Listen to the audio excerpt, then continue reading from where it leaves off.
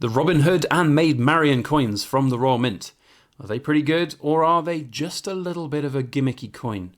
I have one major issue though with one of these coins, Maid Marian. What are you doing with a back quiver? Oh, the inner archer in me is cringing.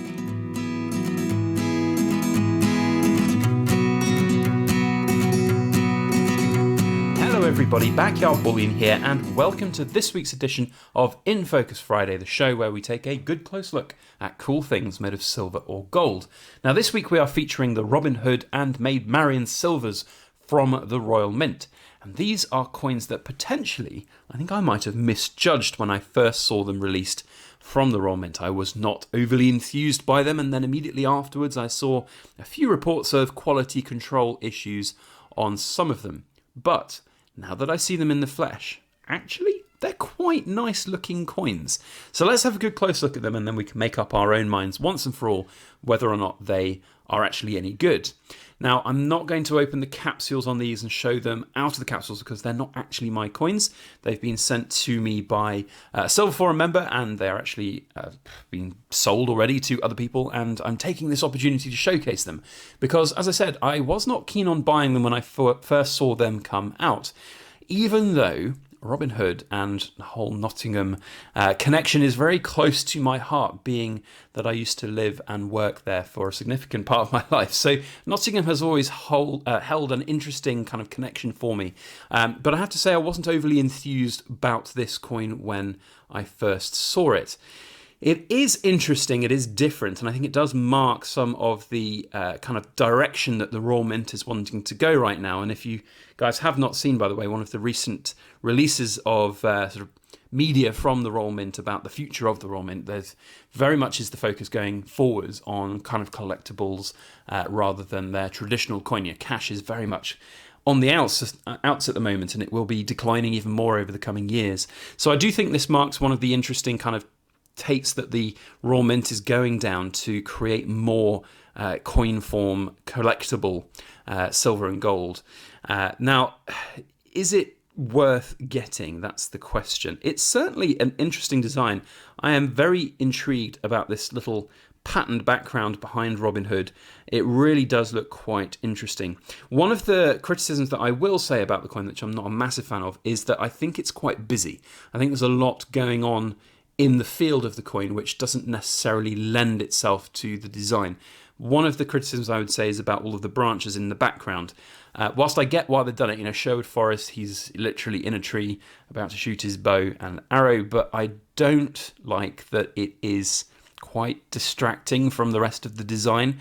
I think it could have been a lot better if it was just that patterned background and the branch. So that's my design. I mean, beauty's in the eye of the beholder. Some people might think that's absolutely fantastic. And you've got to admit that even with that busy design that's on there, it is quite good in terms of the amount of depth of field and the design and the aesthetics of it. I am not a massive fan, though, of this kind of outline that seems to be around the entire design. If you can look closely, you can see this kind of smooth finish outline around the branches, and it does make them look almost a little bit surreal, a little bit almost cartoony, I guess, a little bit. So that's not necessarily 100% for me.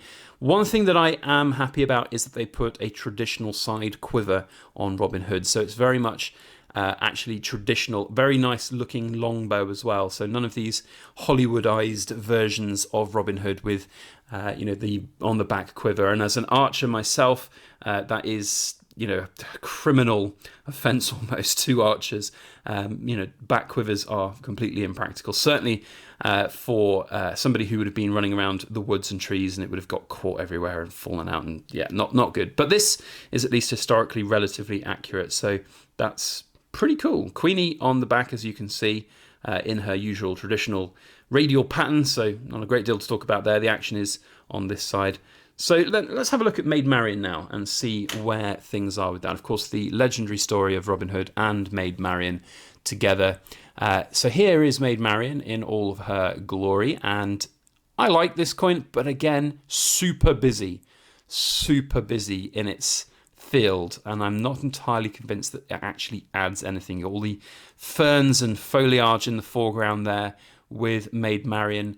I mean, grasping a tree, not entirely convinced about that. We have here, again, I think a slightly historically inaccurate version of Maid Marian. Back quiver, not convinced about that. The bow on the back, okay, not convinced about that really either. That's not something that was very practical. As an archer, you would not string your bow and have it strung around your back like that.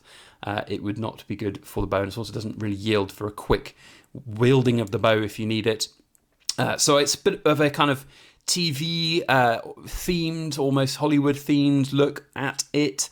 I have had a few other bits of feedback on these coins in terms of production quality on the Maid Marians, but it does seem that this one is a pretty good one. There's no kind of flat parts of the design that have been dinged or dented. It does look pretty good. I haven't seen any milk spots just yet. So from my perspective, the quality is okay.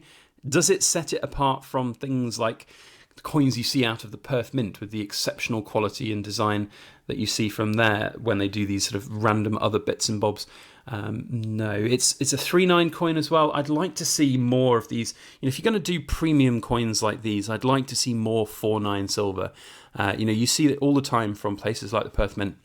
But here it's just 3.9 silver, and a lot of people might ask, that doesn't really make a difference. But things like the Queen's Beast coins, they're 4.9 silver. I do think it makes somewhat of a difference, and it is important to have that high quality, that high finish on the coins where possible.